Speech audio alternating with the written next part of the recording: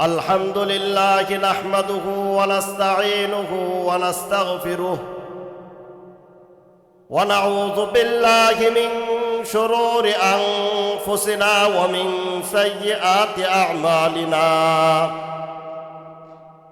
من يهده الله فلا مضل له ومن يضلله فلا هادي له ونشهد أن لا إله إلا الله وحده لا شريك له ونشهد أن محمدًا عبده ورسوله صلى الله تعالى عليه وعلى آله وأصحابه وبارك وسلم تسليمًا كثيرًا كثيرًا. أما بعد فقد قال الله تبارك وتعالى في كلامه المجيد وفرقانه الحميد أعوذ بالله من الشيطان الرجيم بسم الله الرحمن الرحيم وقضى ربك ألا تعبدوا إلا إياه وبالوالدين إحسانا. وقال النبي صلى الله تعالى عليه وسلم إذا مات الإنسان انقطع عنه عمله إلا من ثلاث: إلا من صدقة جارية أو علم ينتفع به أو ولد صالح يدعو له. صدق الله العظيم وصدق رسوله النبي الكريم ونحن على ذلك لمن الشاهدين والشاكرين والحمد لله رب العالمين. সম্মানিত উপস্থিতি, আল্লাহ তাআলা দরবারে লাখো কোটি শুকরিয়া। মহান রব্বুল আলামিন আমাদেরকে আজকে পবিত্র শুক্রবার জুমার দিন মসজিদে এসে কিছু কথা বলা এবং শোনা তৌফিক দান করেছেন। সেজন্য আমরা অন্তঃস্থল থেকে আল্লাহ তাআলা শুকরিয়া আদায় করি, আলহামদুলিল্লাহ। মোহতারাম হাজিরিন, আলোচনা চলতেছিল পিতামাতার অধিকার সম্পর্কে। মোহতারাম হাজিরিন, দুনিয়াটা হলো জান্নাতের প্রস্তুতি শুরু। আমরা সকলেই একদিন এই দুনিয়া ছাড়ব। আমাদের মূল গন্তব্য হলো জান্নাত। সেই জান্নাতের ক্ষেত্রস্বরূপ, জান্নাতের প্রস্তুতির জায়গা হলো এই দুনিয়া। সুতরাং আমাদেরকে জান্নাতে যাওয়ার জন্য জান্নাতের সর্বোচ্চ প্রস্তুতি এই দুনিয়ায় থাকিয়াই গ্রহণ করতে হবে।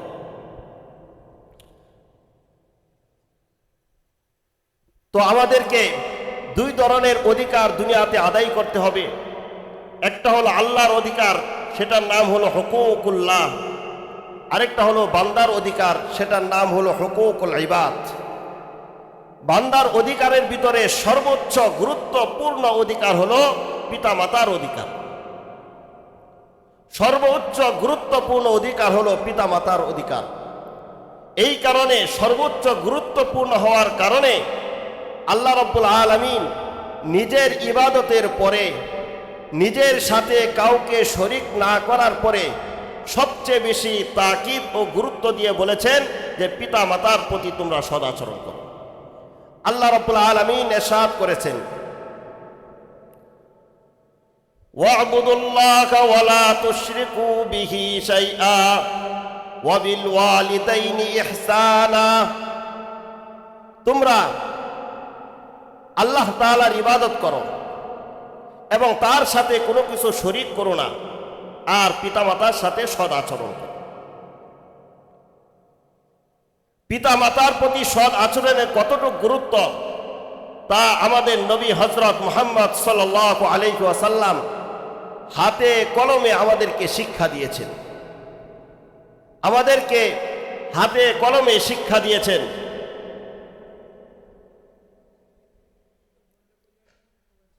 আল্লাহ রসুল সাল্লাল্লাহু আলাইহি ওয়াসাল্লাম 8ম হিজরিতে হুনাইনের যুদ্ধ সংগঠিত হওয়ার পরে হুনাইনের কাছাকাছি স্থানে হাওয়াজিন নামক স্থানে তিনি বসা ছিলেন। তখন এক মহিলা এসে নবীজিকে বললেন, হে আল্লাহর রসুল, আমি আপনার বোন, আপনার দুধ পিতা হারেসের কন্যা, আমি আপনার দুধ বোন সীমা। তখন নবীজি বলেছেন, ইন তাকুনি সাদিকাতান ফাইয়াকুম মিন্নি আসারান লাইয়াবলা, তুমি যদি তোমার কথায় সত্যবাদী হয়ে থাকো তাহলে অবশ্যই তোমার শরীরে আমার পক্ষ থেকে এমন কোনো চিহ্ন বা নিদর্শন আছে যা কখনো মুছবার নয়, যা মুছে যাবে না কখনো। তখন হযরত সীমা নিজের বাহুর কাপড় কিছুটা উপরে তুলে নবীজিকে দেখালেন একটি কামড়ের দাগ। তখন সীমা বললেন, হে আল্লাহর রাসূল, আপনি যখন ছোট ছিলেন তখন আমি আপনাকে কুলে নিয়েছিলাম, আর আপনি আমাকে একটা কামড় দিয়েছিলেন, সেই দাগ এখনো আমার শরীরে আছে। তখন নবীজি সেই দাগ দেখে চিনতে পারলেন, হ্যাঁ, ইনি আমার দুধ বোন সীমা। তখন নবীজি আপন জায়গা থেকে উঠে গেলেন আর সেই আপন জায়গায় চাদর, নিজের গায়ের চাদর বিছিয়ে দিলেন এবং সীমাকে বসতে দিলেন। এরপর নবীজি তাকে লক্ষ্য করে বললেন, সালি তো তাই ওয়াসআলি তুশাফাই, আপনার যা প্রয়োজন আমার কাছে চান, আপনার প্রয়োজন পুরা করা হবে। আপনি যদি কারো পক্ষে সুপারিশ করুন তাহলে আপনার সুপারিশ গ্রহণযোগ্য হবে। এই হাদিস ইমাম বাইহাকি তার অমর গ্রন্থ দালাইলুন নবুওয়াহ এই কিতাবের ভিতরে উল্লেখ করেছেন, হাদিস নম্বর 1953। এই হাদিস থেকে আমরা বুঝতে পারলাম নবীজি তার দুধ বোনকে কতটা গুরুত্ব দিয়েছেন। এই কিতাবেরই 1954 নং হাদিস, একবার নবী করিম সাল্লাল্লাহু আলাইহি ওয়াসাল্লাম বসা ছিলেন, তখন নবীজির দুধ পিতা আসলেন। নবীজি তার চাদরের একটা অংশ বিছিয়ে দিলেন, দুধ পিতাকে বসতে দিলেন। এরপর তার দুধ ভাই আসলেন, নবীজি তার জন্য তার চাদরের একটা অংশকে বিছিয়ে দিলেন, তাকে বসতে দিলেন। এরপর নবীজি দুধ মা আসলেন, নবীজি আপন জায়গা থেকে উঠে তার দুধ মাকে বসতে দিলেন। এই হাদিসগুলো দ্বারা আমাদের সামনে স্পষ্ট হয় যে পিতামাতার অধিকার কতটা গুরুত্বপূর্ণ। নবীজির পিতা এবং মাতা নবীজির ছোট্ট অবস্থায় দুনিয়া থেকে বিদায় নেন, তাদের সাথে নবীজির আচরণ কি ছিল তা আমাদের দেখার সুযোগ নেই। কিন্তু দুধ পিতা, দুধ বোন, দুধ ভাই, দুধ মা, এদের সাথে নবীজির যে অসাধারণ আচরণ করেছেন তা থেকে আমরা বুঝতে পারি, অনুমান করতে পারি, আমরা বিশ্বাস করতে পারি যে পিতামাতার গুরুত্ব, পিতামাতার অধিকার কতটা গুরুত্বপূর্ণ। পিতামাতার খেদমত করলে কি লাভ? পিতামাতার খেদমত করলে একটা লাভ হলো দুনিয়াতে জীবিকার সমৃদ্ধি আল্লাহ তাআলা দান করেন। দুনিয়াতে জীবিকার ব্যাপকতা আসে। আমরা বলি আমাদের কত কিছু অভাব, এই অভাব সেই অভাব, সকল অভাবের সমাধান হলো পিতামাতার খেদমত করা। পিতামাতার খেদমত করলে আল্লাহ রাব্বুল আলামিন তার বান্দার জরুরতকে পুরা করেন, তার রিজিকে ব্যাপকতা দান করেন, রিজিকে সমৃদ্ধি দান করেন। এটা আমার কথা নয়, আল্লাহ রাসূল সাল্লাল্লাহু আলাইহি ওয়াসাল্লাম বলেছেন। সহিহ মুসলিমের 5985 নং হাদিস, আন আনাস ইবনে মালিক রাদিয়াল্লাহু তাআলা আনহু قال قال رسول الله صلى الله تعالى عليه وسلم من أحب أن يبسط له في رزقه وينسأ له في أثره فليصل رحمه। হযরত আনাস ইবনে মালিক রাদিয়াল্লাহু তাআলা আনহু বর্ণনা করেন, নবী করিম সাল্লাল্লাহু আলাইহি ওয়াসাল্লাম ইরশাদ করেছেন, যে ব্যক্তি চায় তার রিজিকের মাঝে বরকত দান করা হোক, তার রিজিকে ব্যাপকতা দান করা হোক, সে যেন আত্মীয়তা সম্পর্ক রক্ষা করে। যে ব্যক্তি চায় তার হায়াতে বরকত দান করা হোক, তার হায়াতকে লম্বা করে দেয়া হোক, দুনিয়াতে সে দীর্ঘজীবী হোক, সে যেন পিতামাতার সেবা করে। মুহতারাম হাজরিন, এই হাদিস দ্বারা আমাদের সামনে স্পষ্ট হয় যে পিতামাতার সেবা করা, পিতামাতার খেদমত করা কতটা গুরুত্বপূর্ণ। পিতামাতার খেদমত করলে একদিকে জীবিকার মাঝে ব্যাপকতা আসে, অপরদিকে হায়াতও লম্বা হয়। তাই আমাদের উচিত পিতামাতার খেদমতের প্রতি গুরুত্ব দেওয়া। পিতামাতার খেদমত করলে আরেকটা লাভ হলো আল্লাহ রাব্বুল আলামিন দোয়া কবুল করেন। আল্লাহ রাব্বুল আলামিন বান্দার দোয়া কবুল করেন। মানুষ ইবাদত বন্দেগী করে কি জন্যে? তাকাররুব ইলাল্লাহ, আল্লাহর নৈকট্য লাভের জন্য। আমরা যে ইবাদত বন্দেগী করি উদ্দেশ্য হলো সওয়াব, প্রতিদান, তাকাররুব ইলাল্লাহ, রিজাউল্লাহ, আল্লাহ তাআলা সন্তুষ্টি, আল্লাহ তাআলা নৈকট্য লাভ। আল্লাহ তাআলা নৈকট্য লাভের সর্বোচ্চ স্তর হলো আল্লাহ রাব্বুল আলামিন বান্দাকে এই পর্যায়ে নৈকট্য দান করেন যে বান্দা আল্লাহর কাছে যা চা আল্লাহ রাব্বুল আলামিন তাই দান করেন। আর এই যে একটা বৈশিষ্ট্য, বান্দা আল্লাহর কাছে চাইবে আর আল্লাহ রাব্বুল আলামিন দান করবেন, এই বৈশিষ্ট্যটা বান্দার অর্জন হয় পিতামাতার খেদমত করার মাধ্যমে। সহিহ হাদিস থেকে একটি ঘটনা শোনাই। আল্লাহ রসুল সাল্লাল্লাহু আলাইহি ওয়াসাল্লাম ইরশাদ করেছেন যে একবার তিন লোক কোথাও যাচ্ছিলেন। যখন তারা কোথাও সফরে যাচ্ছিলেন, যেতে যেতে একটা সময় সন্ধ্যা হয়ে গেল, আবার মুষলধারে বৃষ্টি বর্ষণ হচ্ছিল। তাই ওই তিনটা লোক রাত্রি যাপনের তাগিদে এবং বৃষ্টি থেকে আত্মরক্ষার জন্যে একটি পাহাড়ের গুহায় আশ্রয় নিল। যখন তিনটা লোক পাহাড়ের গুহায় আশ্রয় নিল, তখন পাহাড়ের উপর থেকে একটি পাথর পড়ল। পাথর পড়ে পাহাড়ের গুহার মুখটি বন্ধ হয়ে গেল। তিনটা লোক গুহার ভিতরে আটকা পড়লেন, বের হওয়ার কোনো রাস্তা নেই। তখন তারা পরস্পরে চিন্তা ভাবনা করতে লাগলো গুহার ভিতরে থেকে কিভাবে আমরা এই বিপদ থেকে রক্ষা পেতে পারি, কিভাবে আমরা এই বিপদ থেকে উদ্ধার হব। তখন তারা একে অপরকে বলল যে তোমরা প্রত্যেকেই তোমাদের এমন কোন আমল, যে আমল তোমরা আল্লাহকে সন্তুষ্টির জন্য করেছ, এমন কোন আমলের উসিলা দিয়ে আজকে যদি এই মুহূর্তে আল্লাহর কাছে দোয়া করো, তাহলে আশা করা যায় আল্লাহ রাব্বুল আলামিন তোমাদেরকে এই বিপদ থেকে উদ্ধার করবেন। তখন ওই তিন লোকের ভিতরে এক লোক হাত তুলল। তিন লোকের ভিতরে এক লোক দোয়া করতে লাগলো। সে বলতেছিল তার দোয়ায়, হে আল্লাহ, আমার বৃদ্ধ পিতামাতা ছিলেন, আমার একজন স্ত্রী ছিলেন, আমার সন্তান সন্ততি ছিলেন। আমার স্বাভাবিক অভ্যাস ছিল যে আমি বাড়িতে গিয়ে সকাল সন্ধ্যায় সর্বপ্রথম বকরির অথবা উটের দুধ দোহন করে সর্বপ্রথম আমার পিতামাতাকে পান করাইতাম। পিতামাতা পান করার পরে অবশিষ্ট দুধ আমি আমার সন্তান সন্ততি, চাকর বাকর, স্ত্রী পরিজন, পরিবারের অন্যান্য সদস্যকে পান করার সুযোগ দিতাম। পিতামাতা পান করার আগে আমি কাউকে পান করাইতাম না। একবার আমি বকরির পাল নিয়ে অনেক দূরে চলে গেলাম। বাড়িতে আস্তে আস্তে সন্ধ্যা প্রায় শেষ হয়ে গেল। যখন আমি বাড়িতে আসলাম, এসে দেখি আমার পিতামাতা ঘুমিয়ে গেছেন নিয়মিত খাবার গ্রহণ না করে। তখন আমি স্বাভাবিকভাবে বকরির দুধ দোহন করলাম। দুধ দোহন করে আমি আমার পিতামাতার কাছে উপস্থিত হইলাম। তারা ঘুমিয়ে আছেন, তাদের মাথার কাছে দুধের পেয়ালা নিয়ে আমি দাঁড়িয়ে আছি।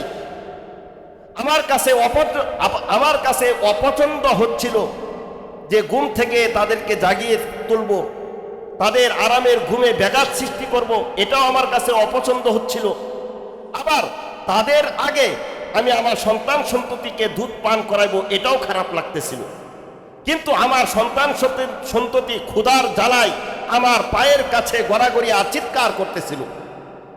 কিন্তু এরপরেও আমি সারা রাত দুধের পেয়ালা হাতে নিয়ে আমি আমার পিতামাতার মাথার কাছে দাঁড়িয়েছিলাম। যখন ফজর হলো তারা ঘুম থেকে জাগ্রত হয়ে দুধ পান করলেন। এরপরে আমি আমার সন্তান সন্ততিকে দুধ পান করিয়েছি। হে আল্লাহ, এই কাজটি আমি একমাত্র তোমার সন্তুষ্টির জন্যই করেছিলাম। আমার এই কাজটা যদি কবুল হয়ে থাকে, আজকে এই বিপদ থেকে আমাকে উদ্ধার করো। এই দোয়া করার সাথে সাথে পাথর সরে গেল। এটা আমার কথা নয়, আল্লাহ রসুল সাল্লাল্লাহু আলাইহি ওয়াসাল্লাম হাদিসে বর্ণনা করেছেন। হাদিসটি সহিহ মুসলিমের 2743 নং হাদিস। আন ওমর ইবনুল খাত্তাব রাদিয়াল্লাহু তাআলা আনহু قال قال رسول الله صلى الله تعالى عليه وسلم بينما ثلاثة نفر يتمشون أخذهم المطر فآووا إلى غار في جبل فانحطت على فم غارهم صخرة من الجبل فانطبقت عليهم فقال بعضهم لبعض انظروا أعمالا عملتموها صالحة لله تعالى فادعوا الله تعالى بها لعل الله يفرجها عنكم فقال أحدهم اللهم إنه كان لي أبوان والدان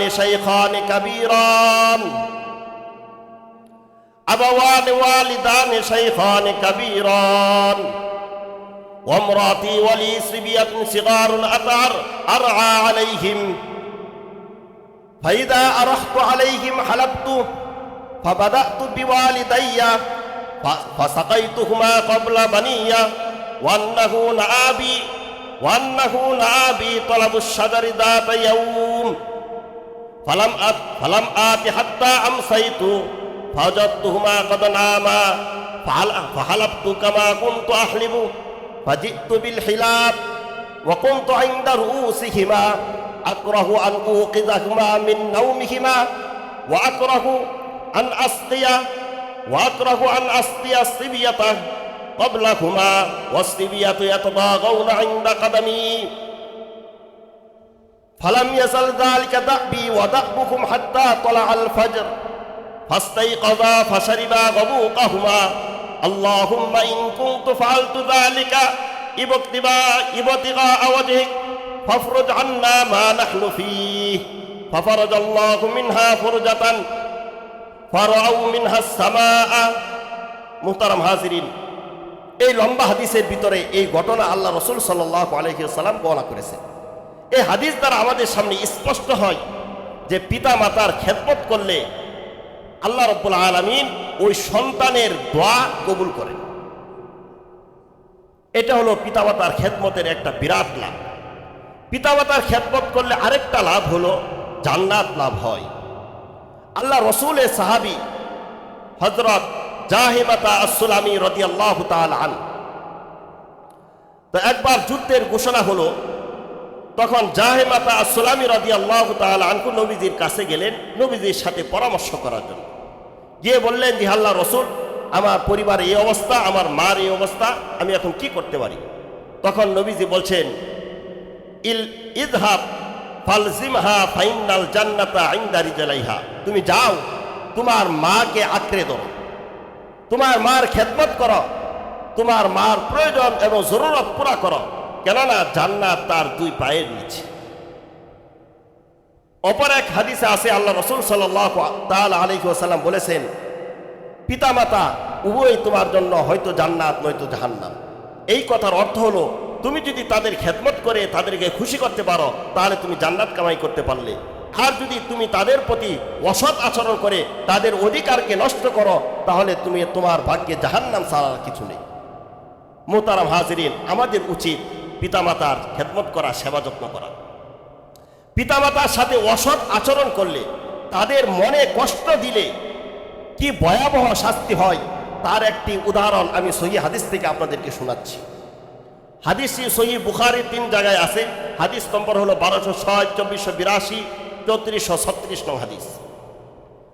হযরত আবু হুরায়রা রাদিয়াল্লাহু তাআলা আনহু থেকে বর্ণিত, নবী করিম সাল্লাল্লাহু তাআলা আলাইহি ওয়াসাল্লাম ইরশাদ করেন, নবী যে বলেছেন যে বনি ইসরাইলের এক লোক ছিল, এই লোকটা ছিল, তার নাম ছিল জুরাইজ। সম্ভবত লোকটি হযরত ঈসা আলাইহিস সালামের ধর্মের অনুসারী ছিল। তার বাড়ি থেকে অনেক দূরে নির্জন এলাকায়, জনমানবহীন এলাকায় সে একটা গির্জা, একটা ইবাদতখানা তৈরি করেছিল। ওই গির্জা এবং ইবাদতখানা তৈরি করে ওই জুরাইজ দিন রাত ওইখানে ইবাদত বন্দেগী নামাজ ধ্যান মগ্নতায় নিমগ্ন থাকত। আর এদিকে বাড়ি থেকে জুরাইজের মা প্রতিদিন দুই একবার তার ছেলের কাছে যেত, গিয়ে ছেলের সাথে কথাবার্তা বলতো, আবার বাড়িতে চলে আসতো, এভাবেই চলতেছিল। তো একবার জুরাইজের মা ওই ইবাদতখানায় গেলেন, তখন জুরাইজ নামাজে রত ছিল। এদিকে তার মা ইবাদতখানার বাহির থেকে বারবার জুরাইজ জুরাইজ নাম ধরে ডাকতেছিল। জুরাইজ যেহেতু নামাজে রত ছিল, তাই তার মায়ের ডাকে সাড়া দিতে পারে নাই। কিন্তু তার মা এতে ক্ষিপ্ত হলো, কষ্ট পেল, কষ্ট পেয়ে সে বদদোয়া দিল। তার মায়ের বদদোয়ার বাসাটা ছিল এরকম, আল্লাহুম্মা লা তুমিতহু হাত্তা তুরিয়াহু বুজুহাল মুমিসাত। হে আল্লাহ, তুমি এই জুরাইজকে ততক্ষণ পর্যন্ত মৃত্যু দিবা না যতক্ষণ পর্যন্ত সে পতিতা নারীদের চেহারা না দেখবে। পতিতা নারীদের চেহারা দেখার আগ পর্যন্ত তুমি তাকে মৃত্যু দিও না। ঘটনা তাই হলো। জুরাইজ তো তার ইবাদতখানায় ইবাদত করতেছিল।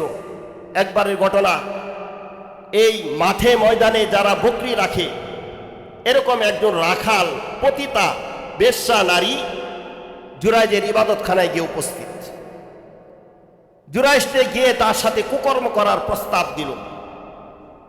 জুরাইজ তার দিকে ভ্রুক্ষেপ করলো না, তাকালো না। কিন্তু ওইখানে জুরাইজের কাছে সে সুবিধা করতে না পেরে সেই পতিতা নারীটি ফিরে এসে কোনো এক রাখালের সাথে কুকর্ম করল। ফলে সে পরাগায়িত হলো, তার পেটে সন্তান চলে আসলো। আস্তে আস্তে সন্তান পেটের ভিতরে বড় হলো। এক সময় এই রাখাল নারী সন্তান প্রসব করল।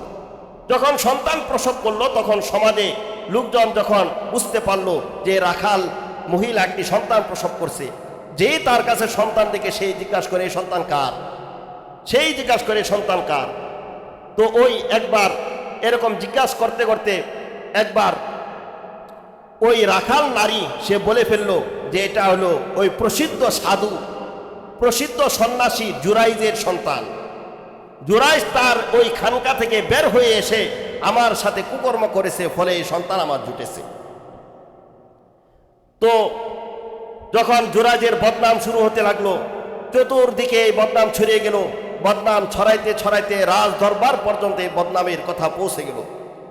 বাদশাহ নির্দেশ দিল যে তোমরা জুরাইজ সাধুকে আমার দরবারে উপস্থিত করো। বাদশাহ নির্দেশ পেয়ে লোকজন যখন জুরাইজকে উপস্থিত করার জন্য তার খানকায় গেল, তার গির্জায় উপস্থিত হলো। উপস্থিত হয়ে লোকজন যখন ডাকাডাকি করতে লাগলো, তখন জুরাইজ কোনো উত্তর দিল না। তাদের কোনো ডাকে সাড়া না দিয়ে সে তার ধ্যান মগ্নতা ইবাদত বন্দিগিতে রত ছিল। লোকজন ক্ষিপ্ত হয়ে কুঠার আঘাতে তার খানকা ভেঙে তছনছ করে দিল এবং জুরাইজকে টেনে হেসড়ে খানকা থেকে বের করে বেদম প্রহার করলো, গালিগালাজ করলো এবং ওই পতিতা নারী এবং জুরাইজকে একসাথে রশিদে বেঁধে পুরা এলাকা ঘোরানো হলো। যখন পুরা এলাকা ঘোরাচ্ছিল, পুরা এলাকা প্রদক্ষিণ করানো হচ্ছিল, এক পর্যায়ে যখন জুরাইজকে ওই পতিতা নারীদের সামনে দিয়ে নিয়ে যাওয়া হচ্ছিল, তখন জুরাইজ মুস্কি মুস্কি হাসতেছিল। তো এই বিষয়টা অনেকের হৃদয়ে রেখাপাত করেছে যে এই সাধু সন্ন্যাসী করছে আকাম, আবার এখন হাসে। তো এক পর্যায়ে যখন রাজার দরবারে উপস্থিত করলো, রাজার দরবারে উপস্থিত করা হলে জুরাইজ ওযু করে 2 রাকাত নামাজ পড়ল। নামাজ পড়ে এই ছোট্ট দুধের শিশুটাকে লক্ষ্য করে বলল, হে শিশু, বলো তোমার বাবাকে। তখন এই দুধের শিশু সে বলে উঠল, আমার বাবা হলো উমুক রাখাল। যে এই কথা বলার সাথে সাথে মানুষ বুঝতে পেল যে এখানে ঘটনা ভিন্ন কিছু ঘটছে। তখন লোকজন তাদের ভুল বুঝতে পেরে যারা একসময় গালিগালাজ করছিল, মারধর করছিল, তারা কেউ জুরাইজের পায়ে, কেউ হাতে, কেউ কপালে চুমু খেতে লাগলো। বাদশাহ বলল, তোমার কোনো চিন্তা নেই, তোমার খানকা স্বর্ণ দিয়ে তৈরি করে দেওয়া হবে। জুরাইজ বলল, আমার এইসব কোনো প্রয়োজন নেই, আমার যে খানকা মাটির খানকা ছিল সেটাই আমাকে ফেরত দেন। তখন এক লোক বলল যে হুজুর, আমার একটা কথা। কি কথা? আপনাকে যখন অমুক এলাকা দিয়ে আমরা নিয়ে আসতেছিলাম, তখন আপনি মুস্কি মুস্কি হাসতেছিলেন কেন? তখন জুরাইজ বলল যে আজকের এই সময়টার ভিতরে যখন আমি ওই নারীদের সামনে দিয়ে আসতেছিলাম, তখন আমার একটা কথা মনে পড়ে গিয়েছিল, তাই আমি হাসতেছিলাম। সেই কথা হলো যে আমি একবার নামাজে ছিলাম, আমার মা আমাকে ডাকছিলেন, আমি মায়ের ডাকে সাড়া দিতে পারি নাই। এজন্য আমার মা রাগান্বিত হয়ে বদদোয়া দিয়া বলেছিলেন যে পতিতা নারীদের চেহারা দেখা ছাড়া যেন আমার মৃত্যু না হয়। আজকে এই মুহূর্তে মায়ের সেই বদদোয়া বাস্তবায়িত হতে দেখে আমি হাসতেছিলাম। মোহতারাম হাজিরিন, এই যে ঘটনা আপনাদেরকে শোনাইলাম, সহিহ বুখারীর ঘটনা, এই ঘটনা দ্বারা আমরা কি বুঝতে পারলাম? ঘটনা দ্বারা বুঝতে পারলাম যে জুরাইজের মা জুরাইজকে বদদোয়া দিয়েছিল।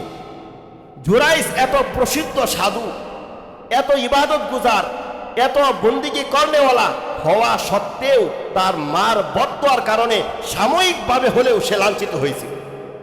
কিন্তু জুরাইজ যেহেতু আসলেই বুজুর্গ মানুষ ছিল, সেজন্য তাকে আল্লাহ রাব্বুল আলামিন এর চেয়েও বড় কারামত প্রকাশ করে তার অর্ডারে একটা দুধের শিশু কথা বলে তাকে এই বিপদ থেকে রক্ষা করেছেন। সেটা আল্লাহ রাব্বুল আলামিন তাকে বিশেষ মর্যাদা দিয়েছেন। কিন্তু সাময়িকভাবে হলেও জুরাইজ কিন্তু লাঞ্ছিত হয়েছে। মোহতারাম হাজিরিন, তাহলে মা বাবার বদদোয়া সেটা অবশ্যই প্রতিফলিত হবে, অবশ্যই তার সন্তানের জন্য এটা ক্ষতিকর, বিপজ্জনক। তাই আমাদের উচিত পিতা মাতাকে কোনোভাবে কষ্ট না দেওয়া, পিতা মাতাকে খুশি করা, সেবা যত্ন করা। এখন জানার বিষয় হলো পিতা মাতাকে আমরা কিভাবে তাদের খেদমত করব। মোহতারাম হাজিরিন, কোরআন এবং হাদিসের ভিতরে পিতামাতা সেবা যত্ন করার বিস্তারিত কোনো বিবরণ নেই। তবে দুইটা মূলনীতি, দুইটা কায়দা, দুইটা পদ্ধতি বলে দেওয়া আছে। বিস্তারিত কোনো বিবরণ নেই, তবে দুইটা পদ্ধতি বলে দেওয়া আছে। একটা মূলনীতি হলো বার্ধক্যকালীন সময়ের জন্য প্রযোজ্য। সেটা হলো, স্বাভাবিক নিয়ম হলো মানুষ যখন বুড়া হয়ে যায়, তার যখন বয়স বাড়ে, তখন প্রত্যেকটা মানুষই সে শিশু সুলভ আচরণ করে। প্রত্যেকটা মানুষই স্বাভাবিকতার বাইরে চলে যায়, শিশু সুলভ আচরণ করে। অনুরূপভাবে পিতা মাতাও যখন তাদের বয়স বাড়ে, তারা বার্ধক্য উপনীত হয়, তারা বৃদ্ধ হয়ে যায়, তখন এই বার্ধক্যজনিত কারণে তারা যখন শিশু সুলভ আচরণ করে, তখন সন্তানের কর্তব্য হলো তাদের বার্ধক্যজনিত কারণে এই শিশু সুলভ আচরণে তাদের বিরক্ত না হয়ে তাদের সামনে কোনো ধরনের বিরক্ত প্রকাশ করা যাবে না। বিরক্ত হয়ে কোনরূপ বিরক্তি প্রকাশ করা যাবে না। পিতামাতার বার্ধক্যজনিত কারণে শিশু সুলভ আচরণে বিরক্ত প্রকাশ করা যাবে না। বিরক্ত হয়ে উফ শব্দটি উচ্চারণ করা যাবে না, বরং তাদের সাথে সম্মানসূচক কথা বলতে হবে। ওই সময়ও তাদের সামনে সম্মানসূচক কথা বলতে হবে। তাদের সামনে দয়া বশত বিনয়ের ডানা বিছিয়ে দিতে হবে। অর্থাৎ কথায়, কাজে, আচরণে, উচ্চারণে সর্বোচ্চ বিনয় পিতামাতার সামনে প্রকাশ করতে হবে এবং তাদের জন্য আল্লাহর কাছে দোয়া করতে হবে, রহমতের দোয়া করতে হবে। এটা পিতামাতা বার্ধক্যে উপনীত হয়ে বৃদ্ধ হয়ে যে শিশু সুলভ আচরণ করে, ওই সময় তাদের সামনে কোনো ধরনের বিরক্তি প্রকাশ করা যাবে না, কখনোই উফ শব্দটি উচ্চারণ করা যাবে না, বরং তাদের সামনে নত থাকতে হবে, যত ভালো আচরণ করা যায়। এটা আমার কথা নয়, আল্লাহ রাব্বুল আলামিন নিজেই বলেছেন সূরা বনী ইসরাঈলের 23 এবং 24 নং আয়াত। আল্লাহ রাব্বুল আলামিন বলেন, ওয়াকাদা রাব্বুকা আল্লা তা'বুদু ইল্লা ইয়্যাহু ওয়া বিল ওয়ালিদাইনি ইহসানা। হে নবী মুহাম্মদ, আপনার রব নির্দেশ দিয়েছেন তোমরা কেবলই আল্লাহর ইবাদত করো, ওয়া বিল ওয়ালিদাইনি ইহসানা, এবং পিতামাতার সাথে সদাচরণ করো। ইম্মা ইয়াবলুগান্না ইনদাকাল কিবার আহাদুহুমা আও কিলাহুমা ফালা তাকুল লাহুমা উফ। যদি তোমার জীবদ্দশায় পিতামাতার উভয়েই অথবা তাদের দুইজনের একজন বার্ধক্যে উপনীত হয়, ফালা তাকুল লাহুমা উফ, তখন তাদের বার্ধক্য স্বরূপ আচরণে উফ শব্দটি বলবা না। ওয়ালা তানহারহুমা, এবং তাদেরকে ধমক দিবা না। ওয়াকুল লাহুমা কাওলান কারীমা, বরং তাদেরকে সম্মানসূচক কথা বলো। আর কি করো? ওয়াখফিদ লাহুমা জানাহাজ যুল্লি মিনার রাহমাহ, তাদের প্রতি দয়া দেখায় বিনয়ের ডানা বিছিয়ে দাও, অর্থাৎ সর্বোচ্চ বিনয় প্রকাশ করো। আর কি করো? বলো ওয়াকুর রব্বিরহামহুমা কামা রাব্বায়ানি সগীরা, এবং তাদের জন্য রহমতে দোয়া করো। কিভাবে রহমতে দোয়া করো? ইরহামহুমা, হে আমার রব, আমার পিতামাতার প্রতি দয়া করুন, রহমত বর্ষণ করুন। কামা রাব্বায়ানি সগীরা, যেমনই ভাবে দয়া, ভালোবাসা, স্নেহ, আদর, যত্ন, সুহাগ দেখিয়ে তারা আমাকে ছোট সময় লালন পালন করেছেন, আপনিও সেইভাবে তাদের প্রতি দয়া করুন। এই হলো বার্ধক্যজনিত, বার্ধক্যকালীন সময়ে পিতামাতার সাথে আমাদের আচরণ কি হবে। আরেকটি মূলনীতি হলো, এটা সব বয়সের জন্য প্রযোজ্য। সেটা হলো, পিতামাতা যদি কোনো সন্তানকে আল্লাহর নাফরমানি করতে বাধ্য করে, পিতামাতা চাপ তৈরি করে, পিরাপিরি করে, বাড়াবাড়ি করে সন্তান যেন আল্লাহর নাফরমানি করে, ওই ক্ষেত্রে মূলনীতি হলো পিতা মাতার অনুসরণ করা যাবে না, তবে তাদের সাথে বেয়াদবি করা যাবে না। কারণ আল্লাহর নাফরমানি করার ক্ষেত্রে কোনো মাখলুকের অনুসরণ করার সুযোগ নেই। পিতামাতার অনুসরণ করা যাবে না ঠিক, কিন্তু তাদের সাথে কোনো খারাপ আচরণ, তাদের সাথে উচ্চ বাচ্চ করার কোনো সুযোগ নেই। আল্লাহ রাব্বুল আলামিন বলেন, পিতামাতা যদি পৃথিবীর সবচেয়ে ভয়াবহ অপরাধ, অমার্জনীয় অপরাধ, সেটা হলো আল্লাহর সাথে শিরিক করা। পিতামাতা যদি সন্তানকে আল্লাহর সাথে শিরিক করতেও বাধ্য করে, এরপরও পিতামাতার সাথে সৎ আচরণ করতে হবে। তাদের কথা, ওই শিরিক করার বিষয়টা মানা যাবে না, কিন্তু তাদের সাথে সৎ আচরণ করতে হবে। সূরা লুকমানের 15 নং আয়াত আল্লাহ রাব্বুল আলামিন ইরশাদ করেন, ওয়াইন জাহাদাকা আলা আন তুশরিকা বিমা লাইসা লাকা বিহি ইলম ফালা তুতি'হুমা ওয়া সাহিবহুমা ফিদ দুনিয়া মা'রুফা। ওয়াইন জাহাদাক, যদি পিতামাতা তোমাকে বাধ্য করে, আলা আন তুশরিকা বি, আমি আল্লাহর সাথে শরীক করতে, মা লাইসা লাকা বিহি ইলম, এমন বিষয় যেটা জ্ঞান তোমার নাই, ফালা তুতি'হুমা, তাহলে পিতামাতার অনুসরণ করো না, কিন্তু ওয়া সাহিবহুমা, কিন্তু তাদের সাথে সঙ্গ দাও, ফিদ দুনিয়া মা'রুফা, দুনিয়াতে ন্যায়সঙ্গত। এই কথার অর্থ হলো তাদের সাথে সদ্ভাব বজায় রাখো, ন্যায়সঙ্গত আচরণ করো, তাদের সাথে বেয়াদবির কোনো অপশন নেই। মোহতারাম হাজিরিন, এই যে দুইটা মূলনীতি বললাম, একটা বনি ইসরাইল, সূরা বনি ইসরাইল থেকে, আরেকটি সূরা লুকমান থেকে, এই দুইটা মূলনীতি দ্বারা আমাদের সামনে স্পষ্ট হয় পিতামাতার সাথে অসৎ আচরণ করার কোনো সুযোগ নেই, কোনো সুযোগই নেই। কোনো ক্ষেত্রে তার সাথে উচ্চবাচ্য করা যাবে না, তার সাথে বেয়াদবি করা যাবে না। আমার যদি কথাটা কোরআন সুন্নাহর বিপরীত হয়, আমি সেই কথাটা মানতে পারলাম না, কিন্তু তার সাথে বেয়াদবি করার কোনো সুযোগ নেই।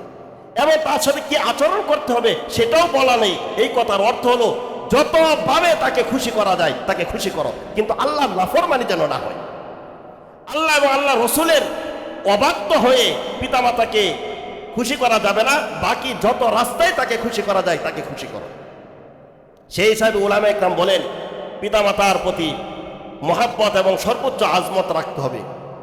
কোরআন সুন্নাহর বিপরীত না হলে তাদের অনুসরণ করতে হবে, এবং তাদেরকে সবসময় আরাম পৌঁছানোর চেষ্টা করতে হবে।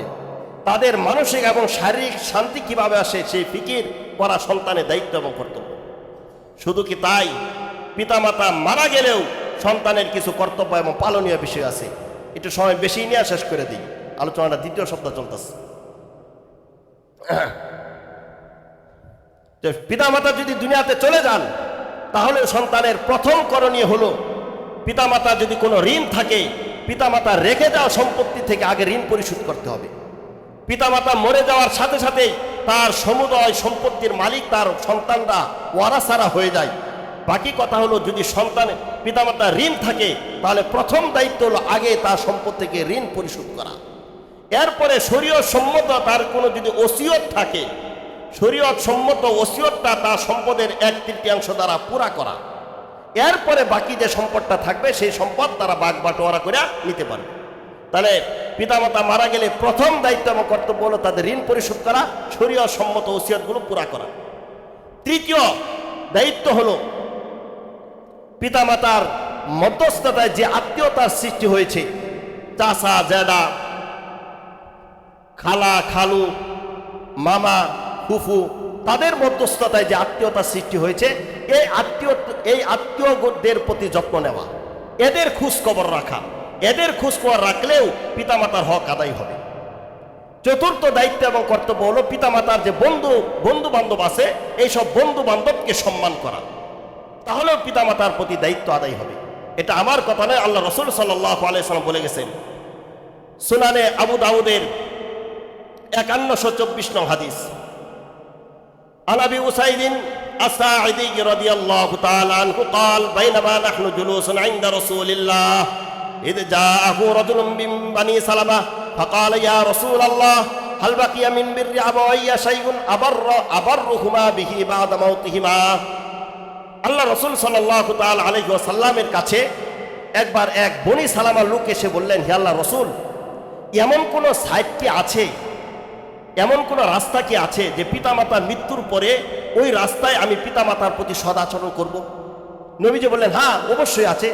নবীজি বললেন, আসসালাতু আলাইহিমা, তাদের জন্য দোয়া করা। 2 নম্বর, ওয়াল ইস্তিগফারু লাহুমা, তাদের জন্য ক্ষমা প্রার্থনা করা।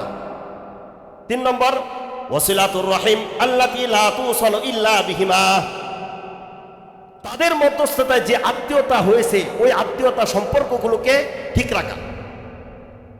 4 নম্বর, ওয়াইনফাযু আহদিহিমা, তাদের ওয়াদা অঙ্গীকার, তাদের ওসিয়তগুলো পুরা করা। 5 নম্বর, ওয়াইকরামু সাদীকিহিমা, তাদের বন্ধু বান্ধব যারা আছেন এদেরকে সম্মান করা।